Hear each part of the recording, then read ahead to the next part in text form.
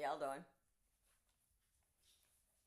Y'all gonna help me do my homework from my therapist.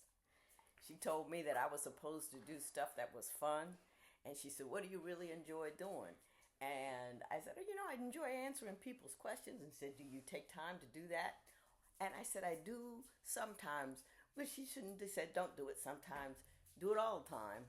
So, and I'm about to see her in about 2 hours. So, here we go. These are questions that you guys asked me that I'm going to answer. Uh, some of them are about me. Some of them about me and my man. Some of them about y'all. And the one about y'all, not y'all, an answer about somebody's relationship that concerned me a little bit. So, hey. These two. It's what happened with Decker and Zora. Hey. Come here. What happened with Decker and Zora? We had Zora, and she was one. And then we got Decker, and he was 3-4 months. But Decker is now a bigger dog than Zora. So Zora used to tell Decker what to do all day long. Now, Decker, the other day, flipped Zora on her back, and everything has changed. It was like, he went, whoop.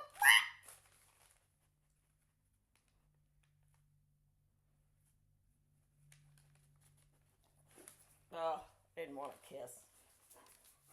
Anyway, so that's what's happening now. So I'm stopping a lot of fights. 9 seats. Now she seats right away. Seats.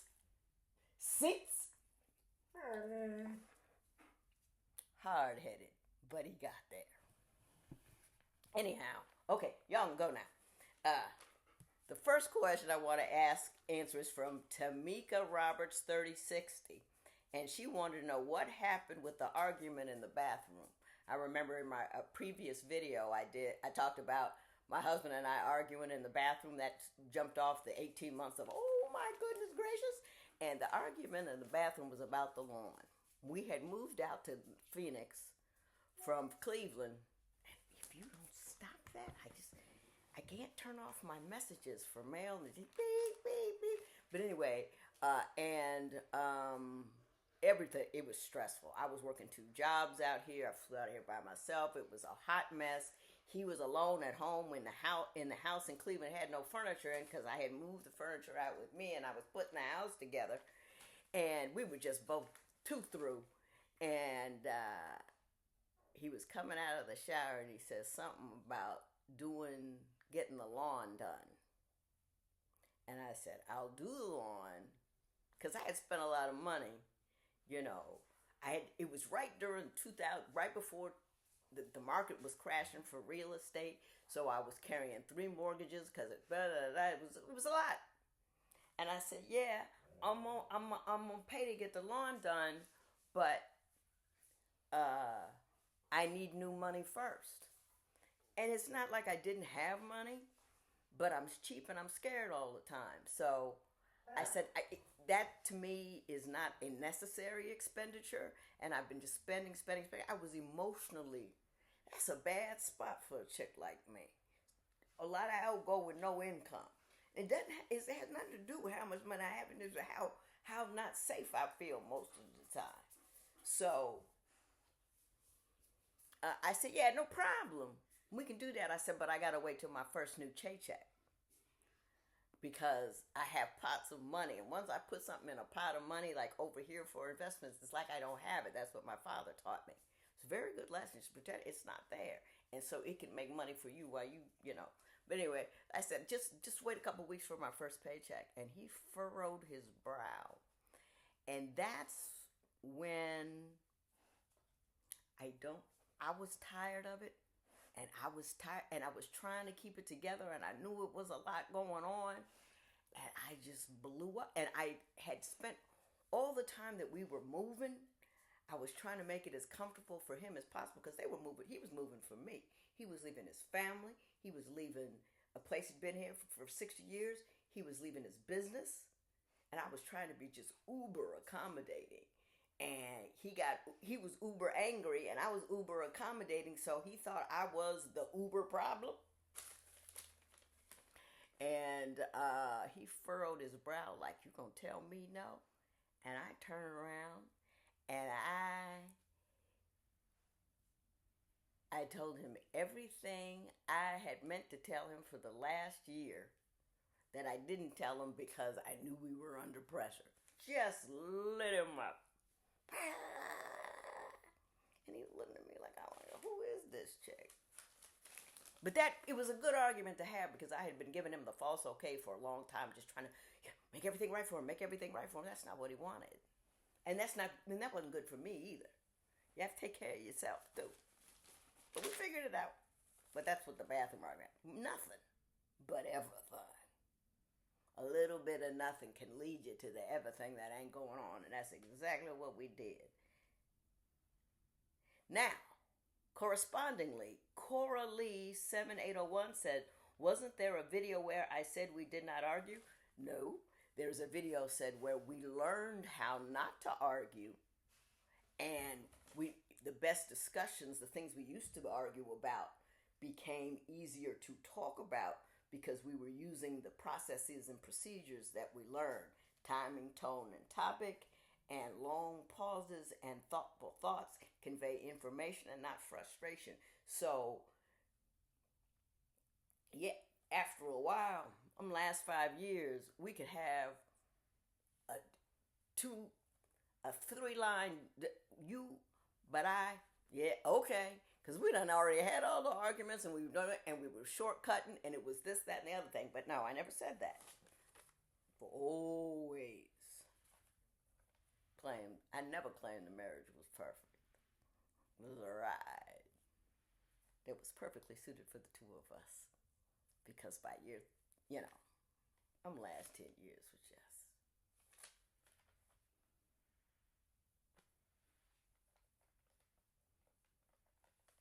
And so, Sedilata, I screwed that up. 8746 asked me, how's jiu-jitsu going? It ain't. I talked about it, but I went to jiu-jitsu in my Volvo. And I was waiting in my Volvo because I always go early because I don't like to drive.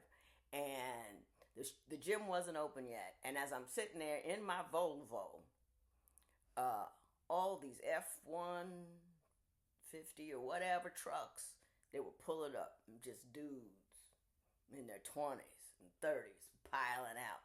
And so there were 12 of them and me, 65-year-old woman. And I'm like, Lord have mercy. But I did the whole class. And then later on, a woman showed up. And they paired me with her, which made things better. But I still had to fight Carlos. And Carlos was very helpful. Through the whole, I had him. No. Move your hand. It's so helpful. He was on the ground. I was just don't let me. I couldn't do it. I ended up, with my feet in the air. Carlos was very nice about it, though. Mindy Holiday 8391 says, I should do meet and greets with book sales. That would be good for me to get out in the public, and then the public would enjoy it. It sounds like a fantastic idea. But Mindy, I did it once. I did a tour, a meet and greets in all the cities where my show rated the highest. And it was an abject failure. I mean, 1 or 2 people, that's not 1 or 2, that's 20 or 30 people would show up in a venue for 100, and we just booked 100, but I am not a get out in the house to go see person. You got to see it. I'm a from the comfort of your own home person. Like Bill Burr, I'll get out and go see him. Or I saw Aries Spears. I saw D.L. Hughley. They'd go out to see people. Me, yeah, you got to do it. We didn't even charge or nothing. We just didn't nobody come.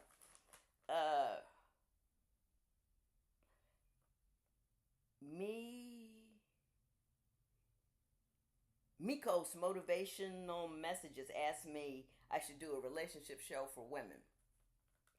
I don't think so. I don't know.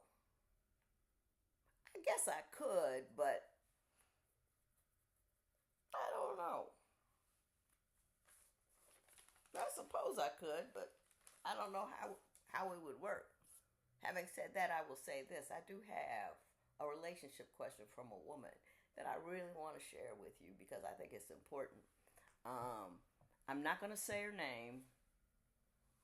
And if you have a question for me, leave it either in the comments or in the email that I'm going to put down here. But I'm going to read the first part. It says, "Hi, I'm 25 years old. When I was 22, and this guy, and I'll say Bob and Linda. Hi, I'm Linda. I'm 25. When I was 22, I met Bob. He was 27. On our first date, we talked for hours to the point where we were asked to leave the restaurant as we didn't realize they had closed. 1 month later, we were exclusive, and the month after that, he insisted I meet his mother. He talked about marriage. He even had me taking pictures with his family."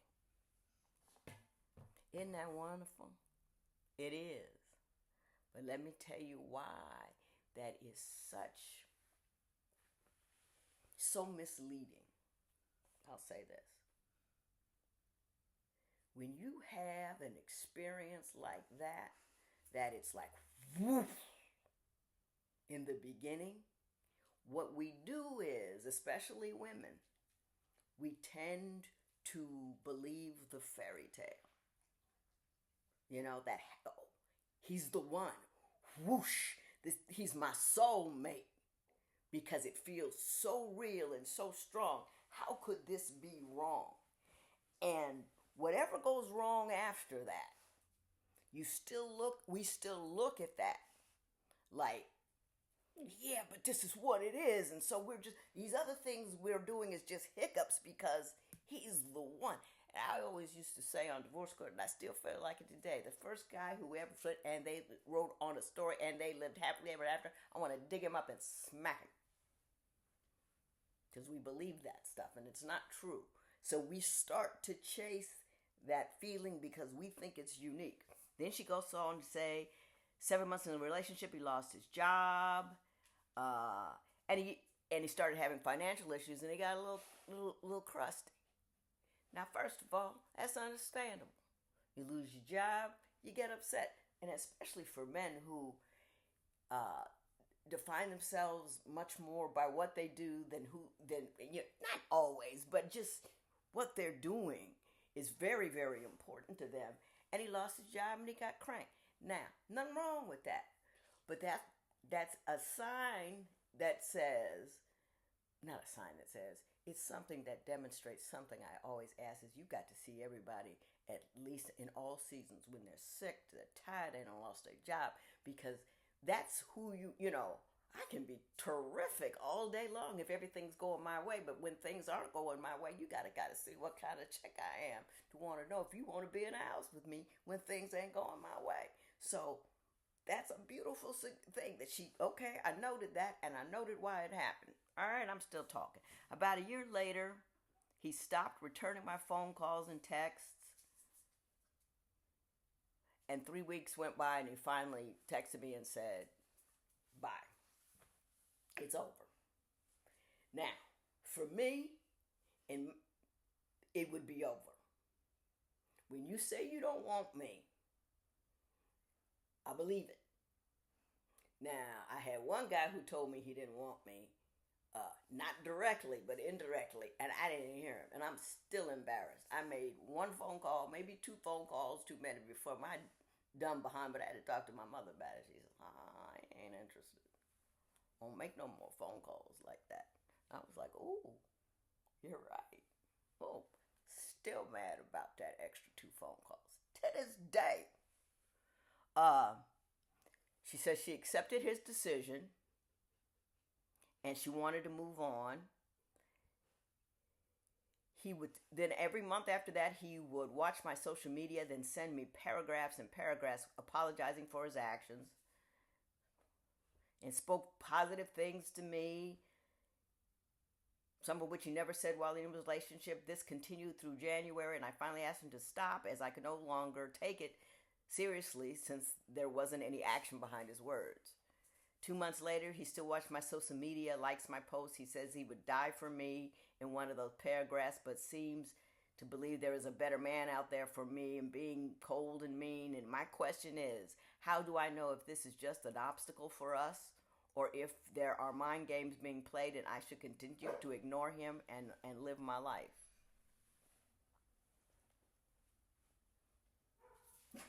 There was only really one good part of the relationship, and that was at the very beginning. And since he lost his job 7 months in, everything has been negative since then. So you got a little bit of this good stuff. I mean, it was good stuff. And you got a whole lot of bad stuff. Okay? That's number one. Number two, there are two things in here concern me. Now, first of all, I'm going to tell you this. I lean dark, one. And I've done a lot of work in domestic violence areas. And I'm not saying he's a domestic abuser. I'm not saying that at all. What I'm saying is this is just a jump off for me to explain what the signs are for that kind of thing. And I didn't like he said he would die for you, and I didn't like the persistence. Judges are alerted to those kind of comments in domestic violence situations, and I'm not saying you have one here, but I am concerned about his focusing on you until you're nice, and then he just turns around and does things, and he's just on it and on it and on it and on it. What good has he done for you other than in the very, very beginning? And read about what is not cool and what starts. Some people have persistent personalities where they just cannot leave something alone, and you don't know if that persistent personality can turn into something else. I would keep a copy of everything he sent me, and I wouldn't talk to him at all. This would be me.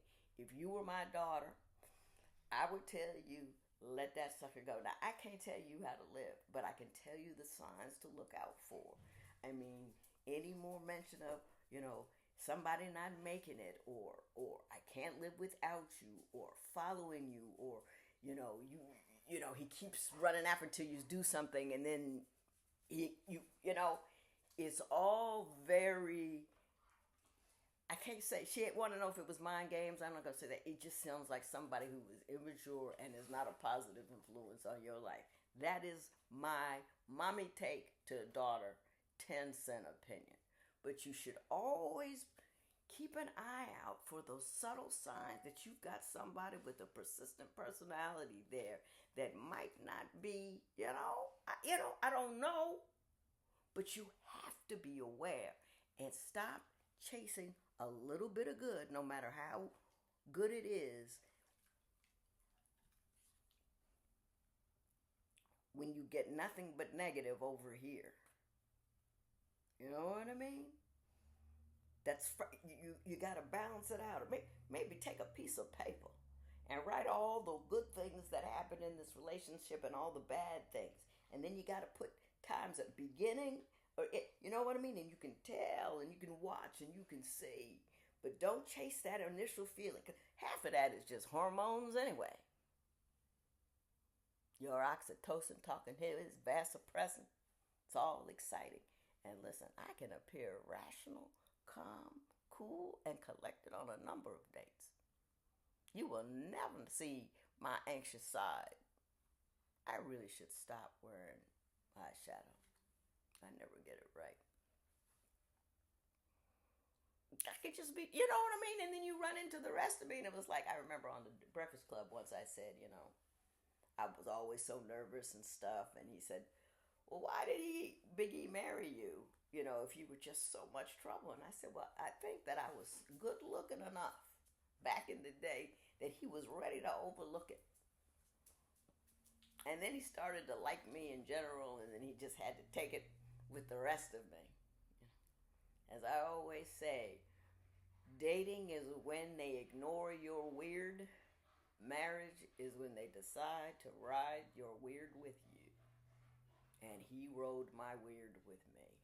So you got to ask yourself, especially ladies, Are you dating somebody who's willing to ride your weird, or you're just riding their weird with them? You got to be able to ride each other's weird.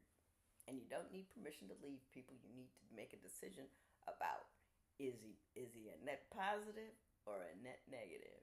And what is it are you truly chasing? You chasing that dude, or you chasing that 7 months before life happened? And the last thing I want to say is, the reason I told you I lean dark and do a lot of domestic violence stuff is I don't believe that you should take advice from anybody if you don't know how they lean. Everybody has these inclinations and proclivities, and they have cultural biases.